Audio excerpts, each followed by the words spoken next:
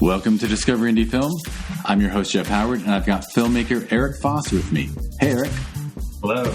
Eric and I are on FaceTime, so if our voices are imbalanced, it's not my fault. It's Apple Computer's fault. Send Apple Inc. an angry email that FaceTime the volumes aren't perfectly level. I can't fix it. So anyway, Eric made this fantastic film called How to Save a Marriage that is in the Discover Indie Film TV series. So you should watch it right away. Go to Amazon Prime Video any way you can and go to Season 4, Episode 3 and watch it. How to Save a Marriage is really funny. It's actually in an episode with two other really funny shorts because Long Lost Love. It's actually three really funny shorts. I'll stop selling it. But Eric and I just had a nice long interview. That was the podcast before this that was all about Eric and his career and his films. But now in this episode, we're doing the 4 questions, which are favorite films of all time, a film that's underrated, a film that's overrated, and a lesser-known film that people should seek out.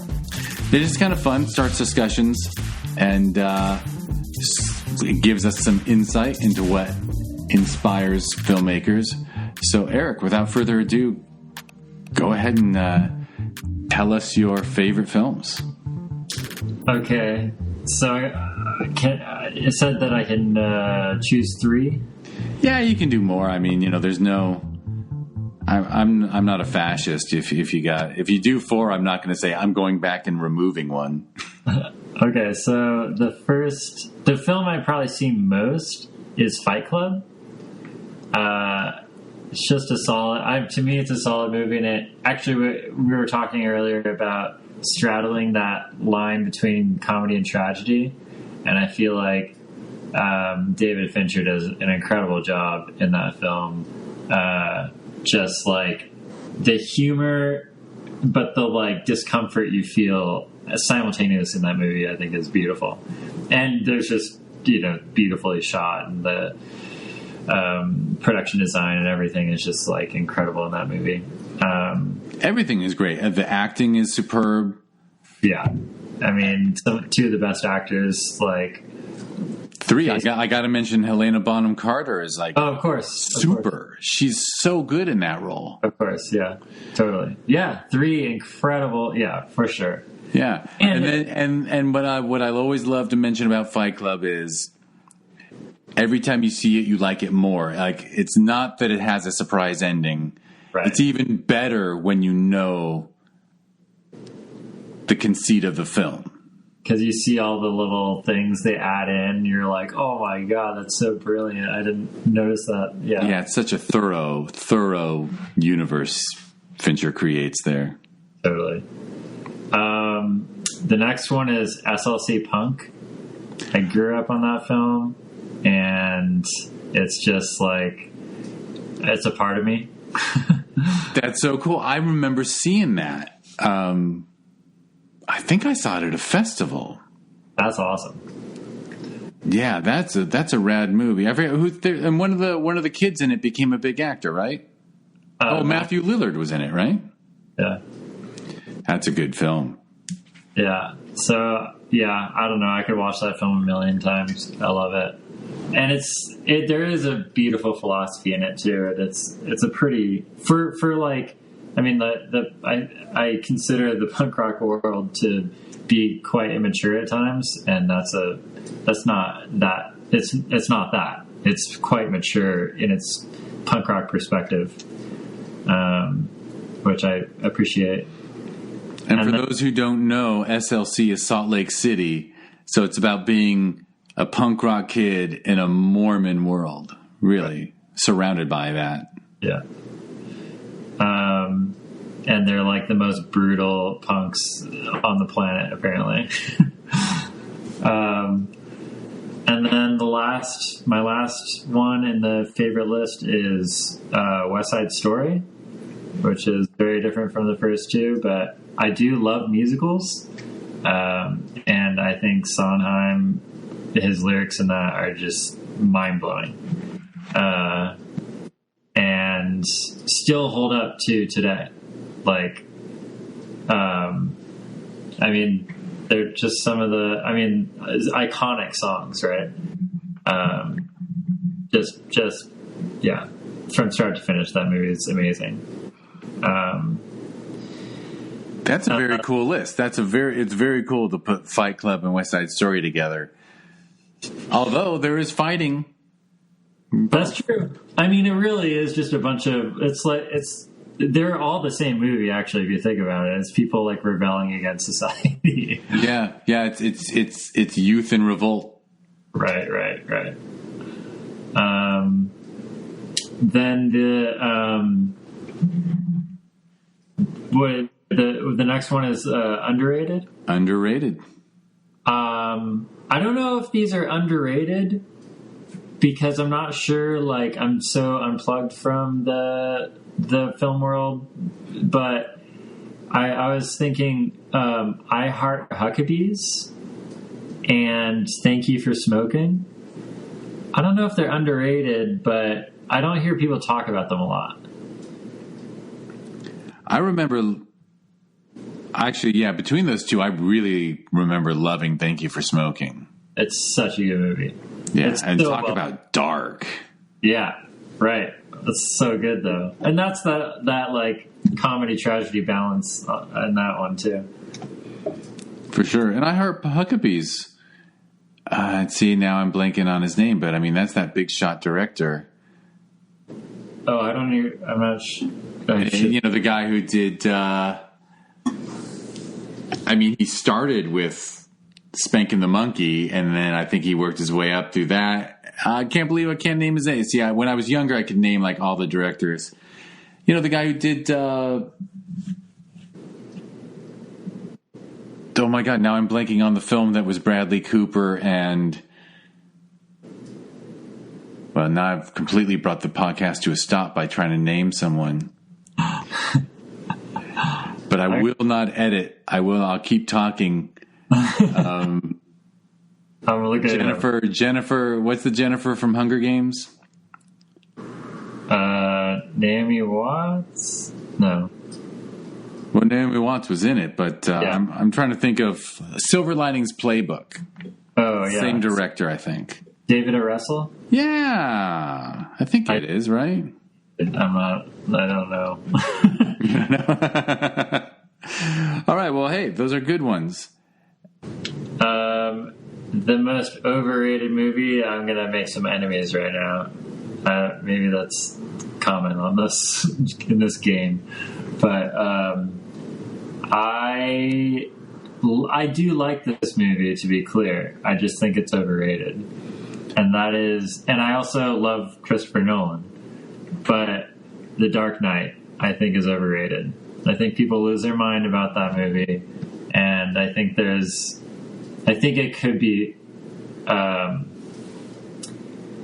better. And I think that if you took Heath Ledger out of that movie, it wouldn't be as good. I agree with you on all points. Nolan has made some of my favorite movies of all time. And a loyal listener of this podcast, and there aren't many who listen to all the episodes, so I'll just repeat myself, because I've said this to other people who put Dark Knight as they're overrated. And I'm like, I think it's Nolan doesn't like the superhero genre at all, and he just, he's just like, I'll try to make an interesting film out of Batman, but really, it's what's interesting about a guy who doesn't lose. Right, totally.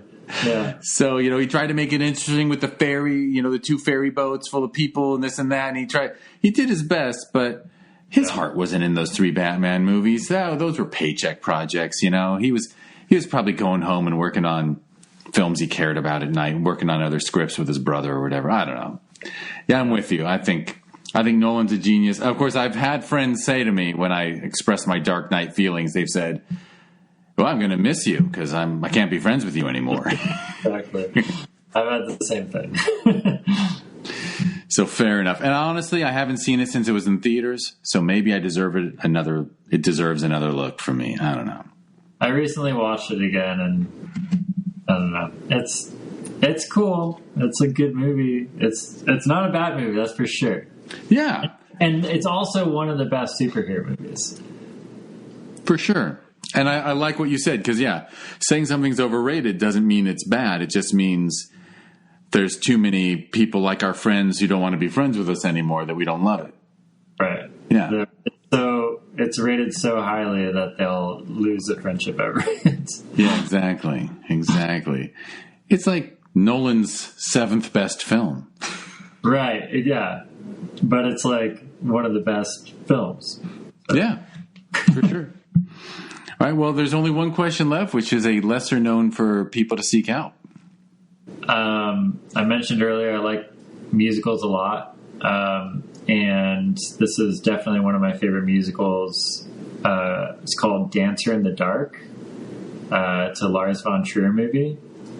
I don't know. Have you seen it? I remember it. Was that the one with Bjork? Yeah. Yeah. It's amazing. I love those Lars von Trier movies. Oh man, it's not very funny. Not a funny movie, as most Lars von Trier movies are not. But it is beautiful, and the music is incredible. If you get a chance, it's a good one. I remember liking it, but I haven't seen it for so long. I mean, that came out... when did it come out? I think it was... Year 2000. Yeah, so like 20 plus years ago, so... My brain is failing me. But I did remember Bjork was in it. It's like at one point. Surprisingly good in it, like as an actor.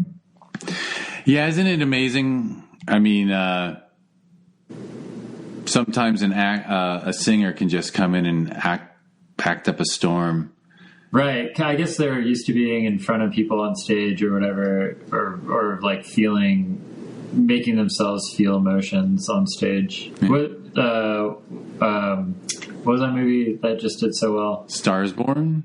Yeah. With Gaga? Right.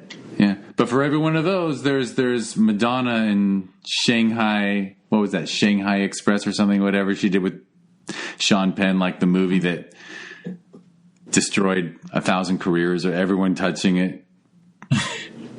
Right. What are you going to do?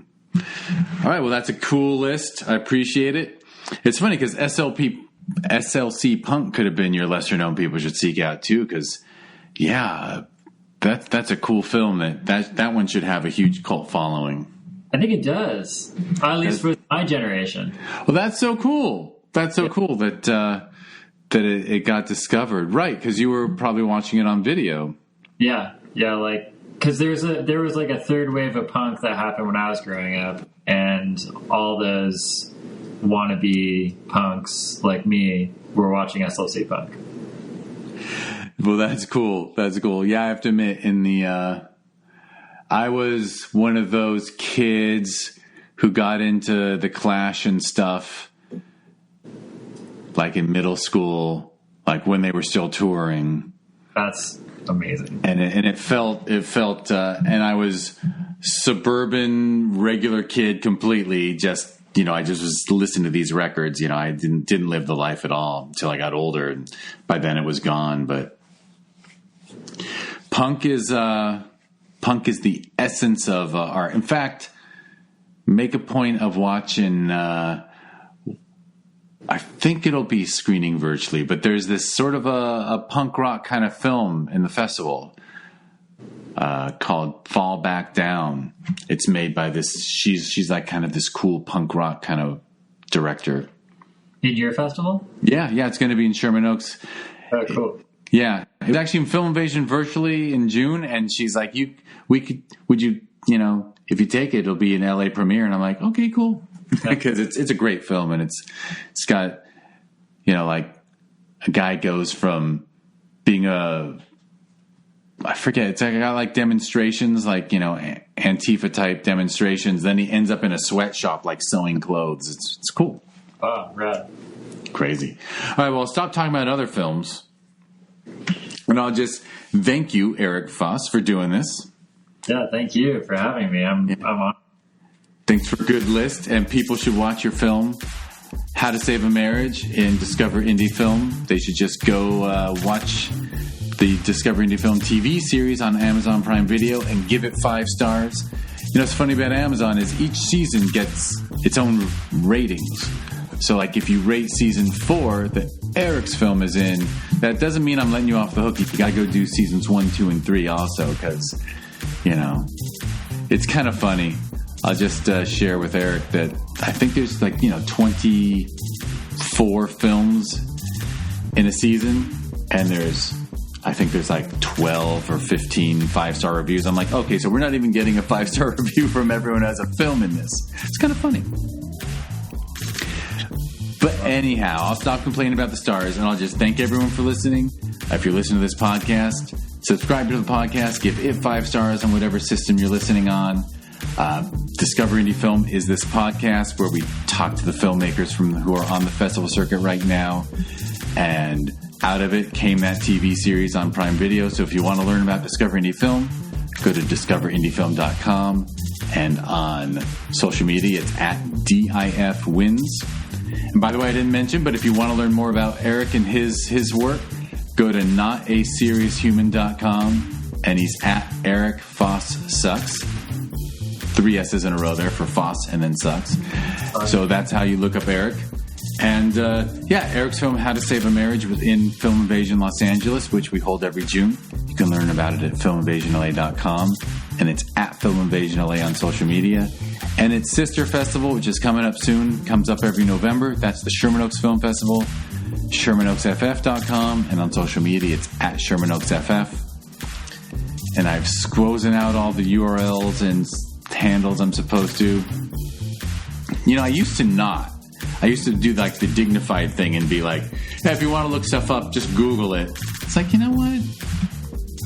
Just in case. Right? Everyone does it on like every massive podcast, so obviously you have, like, everybody. It's the only way to like. And actually, I will say, I do wait for the thing sometimes at the end. Like, I do often. I'm like, I need to know where to find this person. Yeah, and I'll be like, and if they interview an author and I want to check out the book. Yeah, totally. Yeah. 100%.